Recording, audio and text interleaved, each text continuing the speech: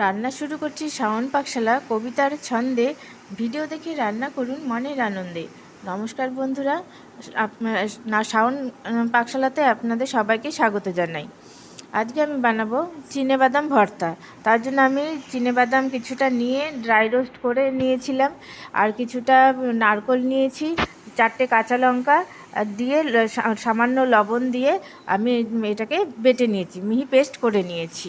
চিনেবাদাম ভর্তাটা করার জন্য যা যা ইনগ্রিডিয়েন্টস লাগছে সেটা হলো, একটা পেঁয়াজ কুচি নিয়েছি, টমেটো কুচি, আদা কুচি, রসুন কুচি, কাঁচা লঙ্কা কুচি, ড্রাই রোস্ট করে নিয়ে হাফ ক্রাশ করে নিয়েছিলাম চিনেবাদামটাকে, আর এখানে নিয়েছি কসুরি মেথি ড্রাই রোস্ট করে গুঁড়ো করে নিয়েছি। আর লাগছে কেওড়া জল, আর এখানে নিয়েছি ফ্রেশ ক্রিম। এখন আমি রান্নাটা করব। চিনেবাদাম ভর্তাটা বানানোর জন্য আমি কড়াইতে সাদা তেল দিয়েছি। এটা সাদা তেলে করলেই ভালো হয়। এখন তেলটা গরম হয়ে গেছে, এর মধ্যে দিয়ে দিচ্ছি পেঁয়াজ কুচি। এখন দিয়ে দিচ্ছি পেঁয়াজটা ভাজা হতে হতে এখন দিয়ে দিচ্ছি রসুন কুচি।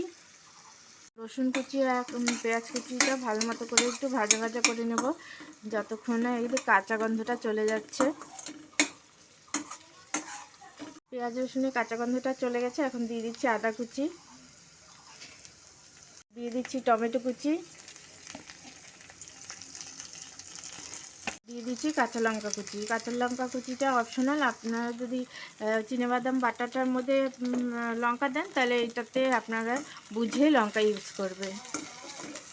চিনেবাদামটা বাটার সময় আমি তো সামান্য লবণ দিয়েছিলাম, সেজন্য এখানে আমি অল্প করে লবণ দেব। এখন কিছু গুঁড়ো মশলা দেব, দিয়ে দিচ্ছি হলুদ গুঁড়ো, ঝাল লঙ্কার গুঁড়ো। আঁচটাকে মিডিয়ামে দিয়ে সমস্ত কিছুর সাথে আমি মিশিয়ে নিয়ে একটু কষতে থাকবো। সমস্ত মশলার সাথে ভালো মতো করে কষে নিয়েছি, দেখুন কি সুন্দর তেল ছেড়ে গেছে। এখন আমি এর মধ্যে চিনাবাদামের বাটাটা দিয়ে দেব। সমস্ত মশলার সাথে চিনাবাদামের পেস্টটাকে মিশিয়ে নেব। এটা খুব চটজলদি হয়ে যায়, খেতেও দুর্দান্ত লাগে।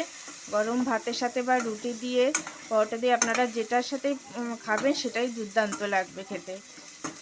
আঁচটাকে মিডিয়ামে দিয়ে সমস্ত কিছুর সাথে ভালো মতো করে মিশিয়ে নিয়েছি।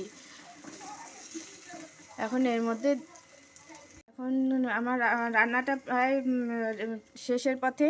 এখন আমি এর মধ্যে দিয়ে দিচ্ছি ড্রাই রোস্ট করে রাখা, গুঁড়ো করে রাখা কসুরি মেথি, দিয়ে দিচ্ছি সামান্য কেওড়া জল, দিয়ে দিচ্ছি ফ্রেশ ক্রিম।